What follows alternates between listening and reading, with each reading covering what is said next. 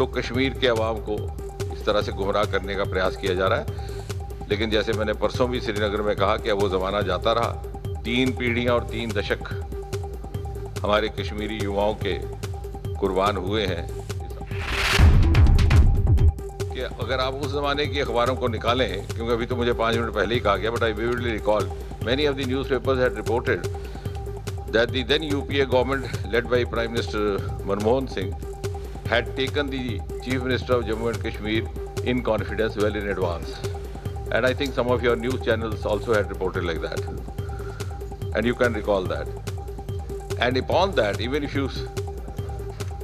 you are in a position to deny that, or if you find it convenient not to accept that, then the other question would be, why was the voice of protest not raised by the Chief Minister at that point in time?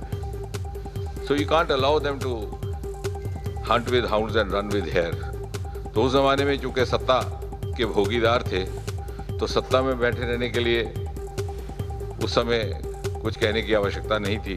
और अब ये लगा कि शायद तुष्टीकरण की नीति से जिस प्रकार पहले वो वोट बटोरते रहे, शायद उससे उसको लाभ प्राप्त हो।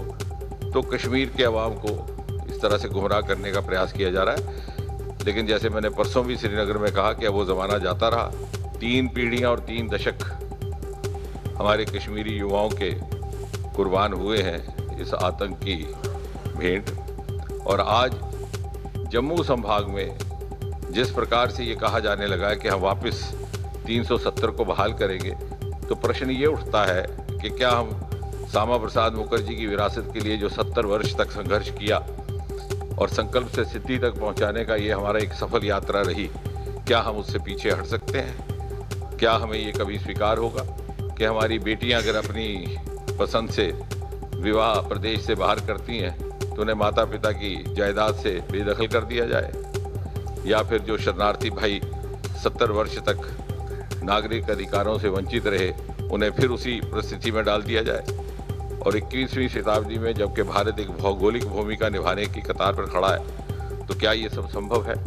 और मुझे विश्वास है कि 70% से अधिक हमारा वोटर युवा वोटर है, 40 वर्ष से कम आयु का, और वो तर्क के साथ सोचता है और तर्क के साथ निर्णय लेता है। और इसलिए हम न केवल खंडन करते हैं, बल्कि वोट की राजनीति से ऊपर उठ करके समाज हित में भी चाहेंगे कि आने वाली पीढ़ी, क्योंकि 10 बरस 12 बरस गुजरने के बाद एक नई पीढ़ी आ गई है, वो अपने आप को परिचित करे और हम भी उनको सही सीक्वेंस ऑफ इवेंट से आगाह करें।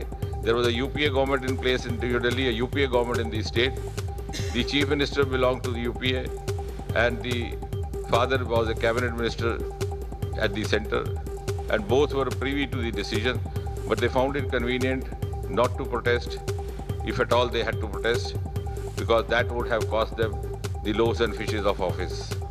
Once they are not there, and they then chose to remain silent for one long decade, only when they were faced with the heat of election in the Kashmir Valley, they have chosen to do so.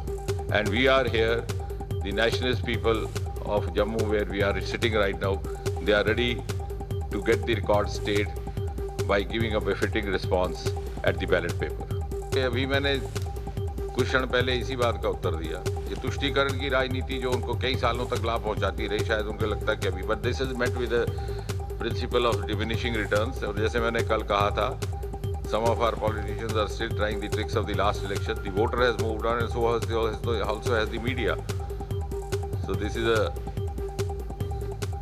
an age of real time reporting, a real time check. So this doesn't work anymore. और जब ये चुनाव का नतीजा आएगा तो शायद इनको वो भी समझ आ जाएगी।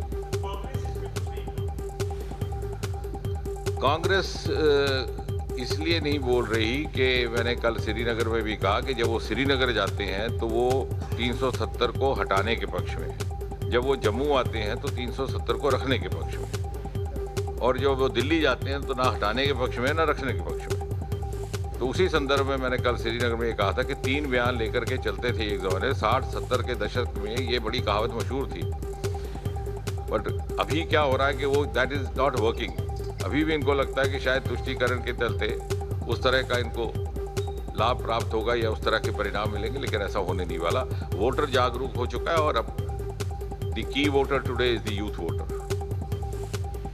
उसके लिए भारतीय जनता पार्टी और मोदी जी ने जिस प्रकार का विकास का एजेंडा रखा है, स्टार्टअप का एजेंडा रखा है और करके दिखाया है। जैसे मैंने कहा, तर्क तथ्य और तुलना का युग है। 2014 में हम 350 स्टार्टअप थे, आज बढ़ करके हम 1.5-2 लाख तक पहुंच गए। आज हम दुनिया में, स्टार्टअप की दुनिया में तीसरे दर्जे पर माने जाते हैं। ग्लोबल इनोवेशन इंडेक्स में हम 81 नंबर पर थे, आज 40 नंबर पे। हमें 5 फ्रजाइल इकोनॉमी में कहा जाता था यूपीए सरकार के दौरान 2014 में, और दुनिया इंतजार कर रही थी कि तब चरमरा जाएगी हमारी इकॉनमी। आज हम फर्स्ट 5 में, from fragile 5 we are first 5, very soon will be number 3।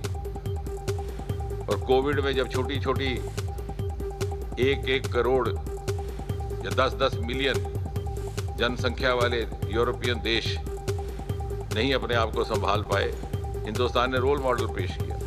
तो एक प्रमाणित और प्रमाण आधार एक 10 वर्ष का कार्यकाल रहा है मोदी जी का, और इसीलिए जम्मू कश्मीर का युवा और कश्मीर घाटी का भी युवा, क्योंकि यहाँ का युवा बड़ा आकांक्षी है, एस्पिरेशनल है।